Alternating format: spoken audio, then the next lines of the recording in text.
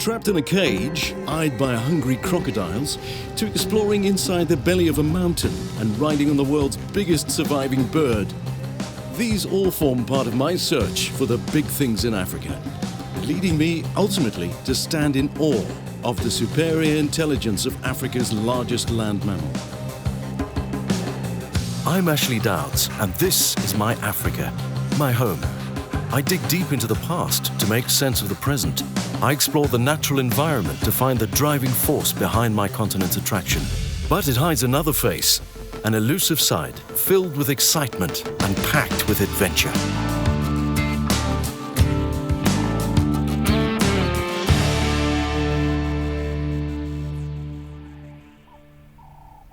So we've had the big things experience, which has been about meeting meerkats and their extended family mobs, to studying crocs underwater, the biggest African reptiles, to crawling through the biggest known cave structure in Africa, to meeting the biggest bird in the world, and now the magic of being up close with the biggest land mammal.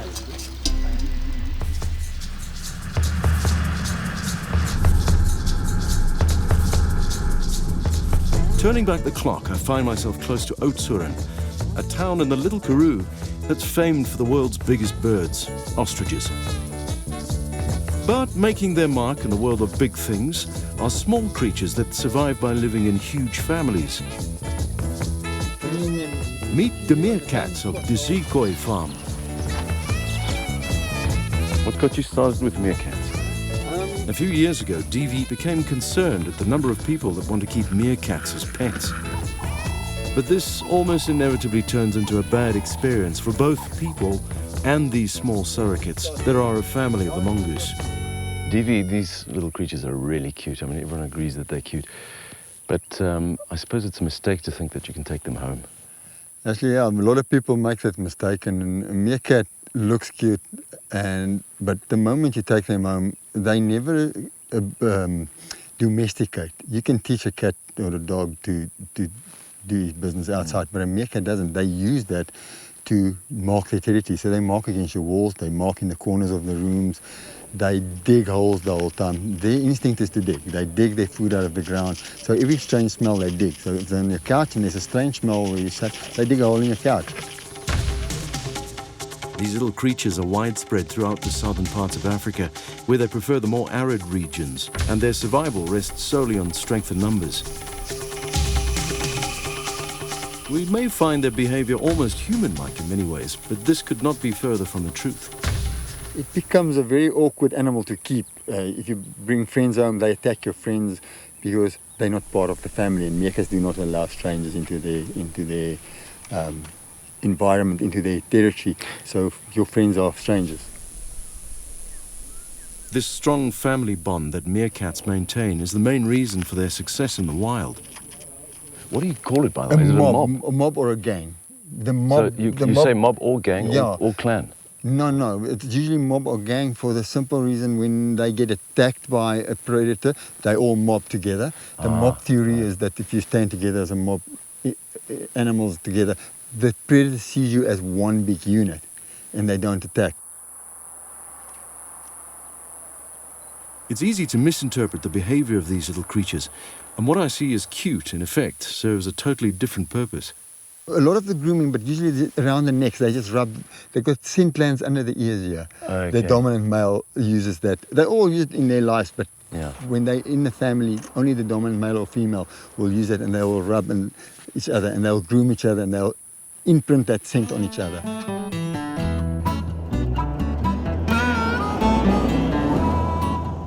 Well, I'm picking up a different scent, the smell of old money, as I travel towards a homestead that's been around for more than 100 years.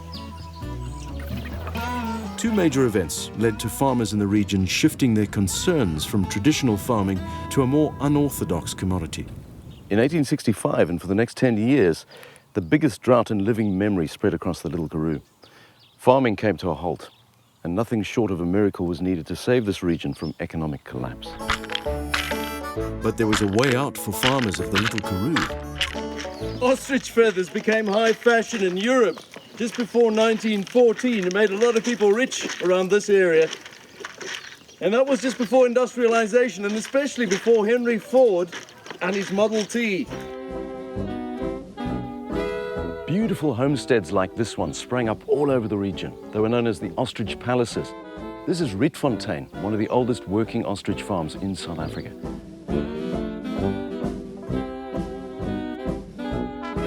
But the automobile spelt nothing good for ostrich farmers. A Model T Ford apparently goes at about 70 kilometers an hour, which is about the speed of an ostrich. The feathers of the ostrich stays on the ostrich. The feathers on a lady's hat, getting into a car or driving in a car, don't stay in the hat. And so the industry collapsed in 1914. There was no more need for high fashion hats. I mean, if I was sitting on this thing in the middle of Europe, just before 1914, I'd be in high fashion, would I? Yes, and also rich. Many ostrich farms just collapsed, but several found other uses for these birds. Not all practical, I would say. And then I'm caught slightly off guard. Yes! Give us a smile. Give us a smile. Come on! Let go. How's that? Thank you. Thanks very much.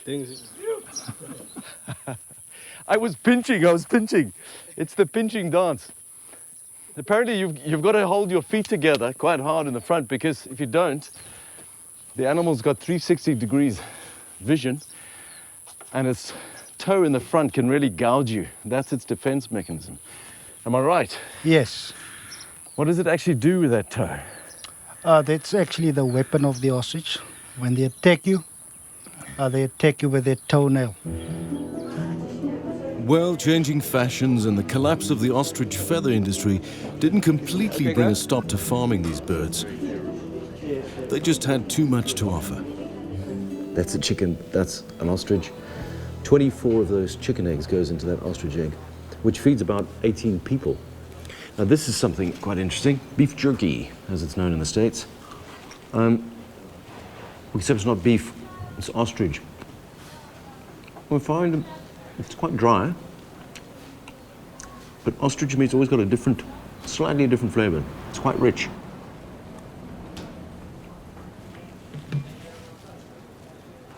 Oh, and this is my lunch.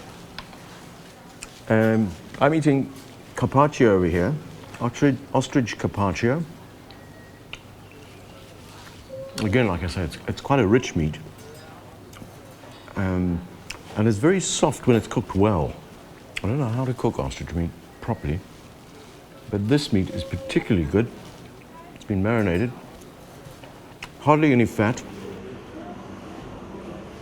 Very little of the ostrich goes to waste. Shells are decorated and sold as ornaments, and the skin makes beautiful leather that's extremely durable, if a little on the pricey side. This ostrich leather is really exclusive because it's so labor-intensive. Apparently it takes up to 3 pelts to make one of these handbags. Whew. You see the price on one of these things. I mean, we're talking about 500 to 1,000 US.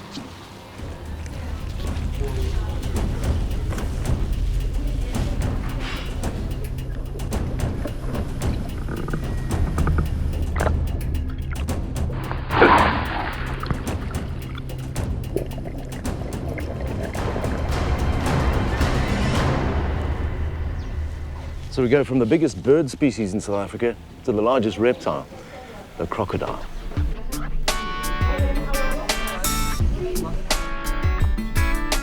The Kango Wildlife Ranch has been around for many years, and Marie Landman enlightens me on the working of this landmark attraction. We educate the public on the plight of endangered species, and we take them around the park on a 1-hour fully guided tour. And then we tell them about why we house the animals that we house. I'm here at the tail of spring, a time when temperatures are rising and the cold-blooded crocodiles become more active, and they seem quite hungry. At a quick glance, it seems like Kevin Pecan, who feeds the crocodiles, still has all his limbs. So you're feeding these things now in the summer. apparently they don't really eat during the winter. Now, for about 4 months of the year, we stop feeding them, and obviously the coldest months of the year. Crocodiles being cold-blooded animals, so their body temperature depends on the environment. Whatever the water, the air temperature will be, that will be their body temperature. And if it's too cold, they simply can't digest their food. And undigested food that stays in the stomach rots and it can poison the animal.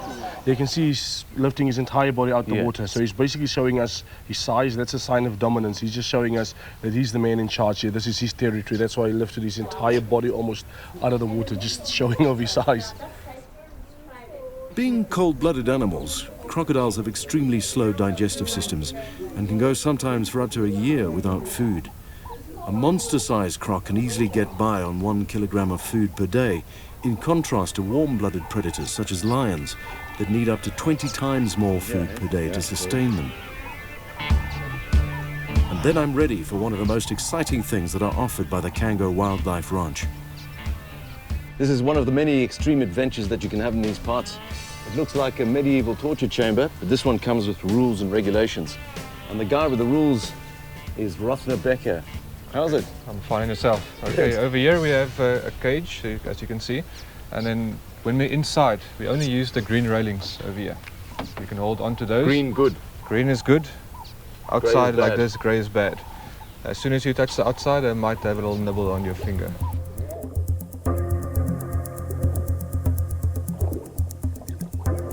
Croc cage diving is one of the most popular activities in the region.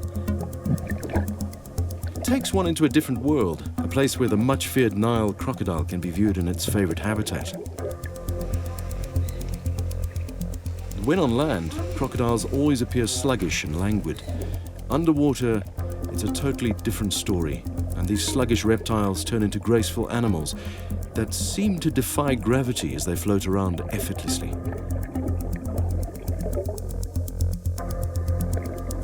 After several months of induced fasting and with gnawing hunger, the interest that the crocodiles show in me leaves me with no doubt that, given half a chance, I'm definitely on their menu. The cage all of a sudden seems a bit flimsy.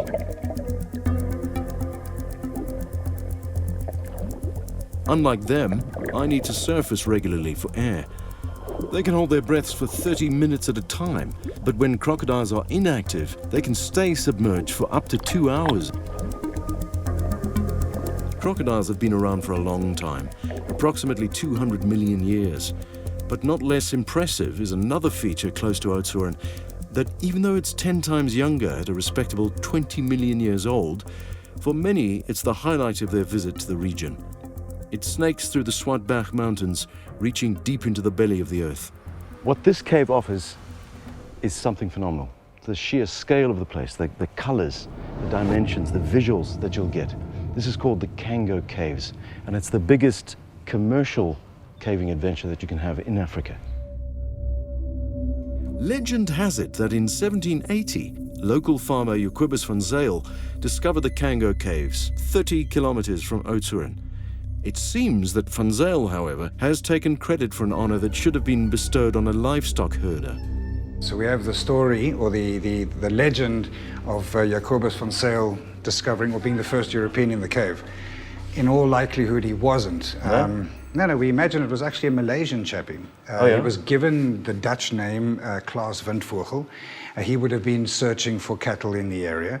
He rediscovers the cave, then lets Van Zyl's tutor know, then Van Zyl comes along. So Van Zyl gave his name, but he wasn't the first person here. Right. So who was? Well, it would actually been the San and the Khoi. They were the first people to be here. They actually lived inside the cave. You'd like to have a look where they stayed? Let's do it. Absolutely. Let's go. The first occupants would have been the San and the Khoi, living pretty much like we can see the models over here now. And this is maybe as far as they would have come into the cave, given that they would have still had some of the light from the outside to see what they were doing. Yeah. But the interesting thing comes in, they did make fire inside here. That we know. We found the hearths where they made them.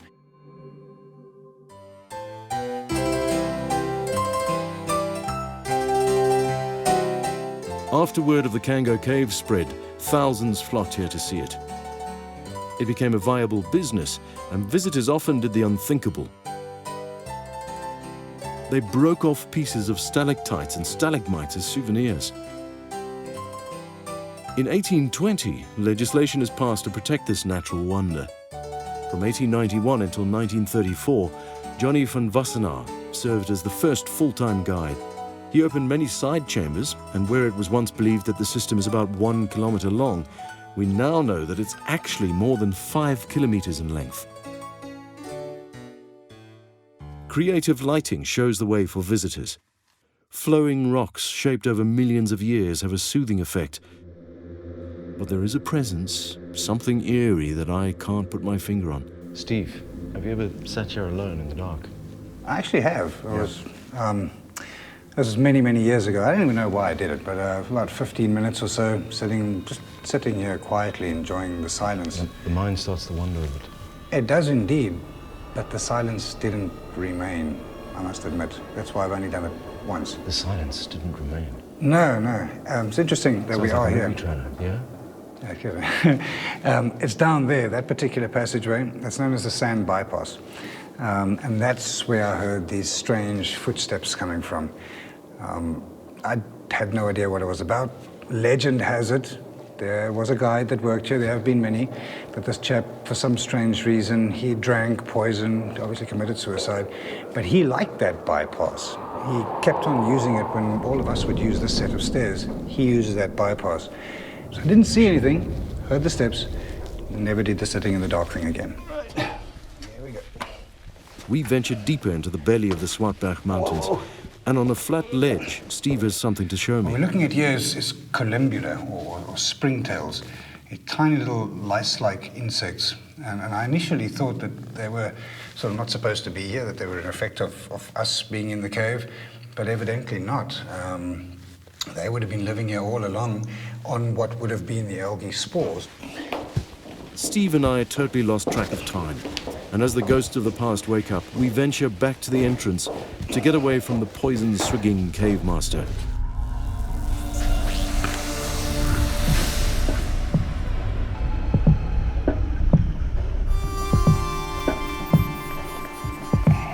My next mission, to find another elusive character, a massive resident of the Outeniqua Mountains, situated 80 kilometers to the south as the crow flies. During the 19th century, these Knysna forests were home to hundreds of elephant. But then along came the Millwood mine. The miners were okay for a while, but gold became unsustainable. The next best thing was ivory, and they started hunting elephant.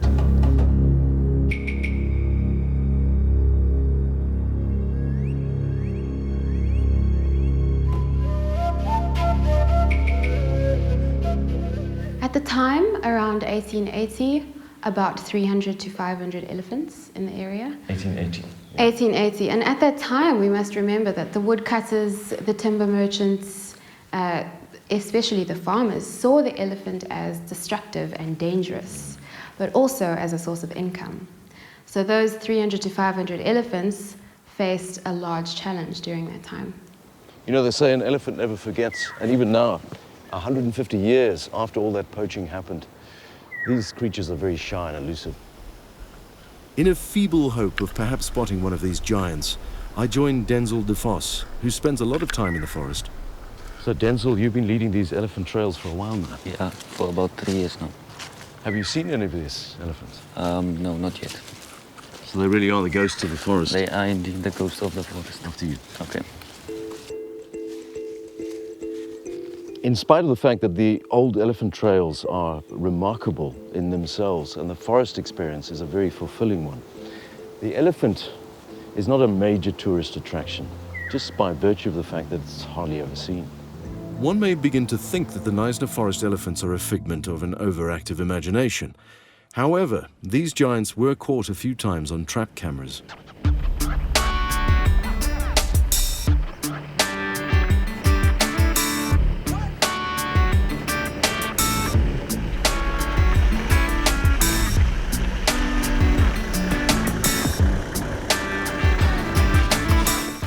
Seeing a Knysna forest elephant is a once-in-a-lifetime experience. But the further north you go, the more common elephants become. Now here's the thing. Only 5 of Africa's southernmost countries carry over 65% of the elephant population. That's about 13% of the continent. These giants are eating themselves out of their habitat. It's these destructive habits that have seen a small herd of elephants ending up at Zebula. So maybe you can tell me just how these elephants ended up on this property. So these were all problem elephant that came from game reserve up in the north of the country. They had overpopulated. Some had caused problems to the reserve by killing rhino, killing buffalo, turning over vehicles, breaking into buildings, that sort of thing. So sadly, the farmer had a problem. He tried to sell off his excess elephant and his problem elephant. Obviously, nobody wants an elephant, and so his only option was to cull them. And that's how we got them. He asked my dad to bring them in, train them, and use them to highlight issues facing wildlife and conservation in a changing Africa today.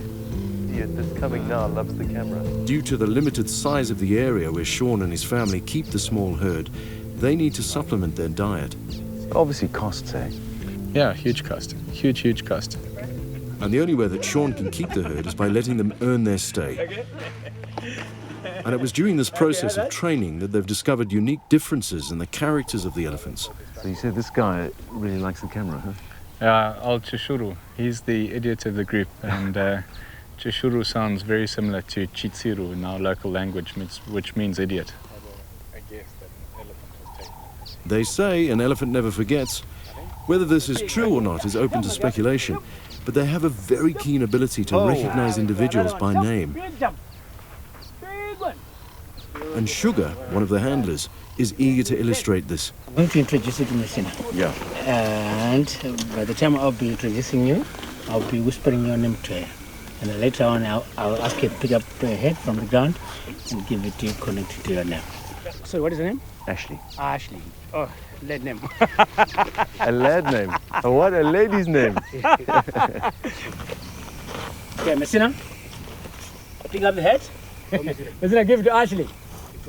Where's Ashley? Come on, where's Ashley? Where's Ashley? Oh, well that's so done, amazing. Yeah. Hang up.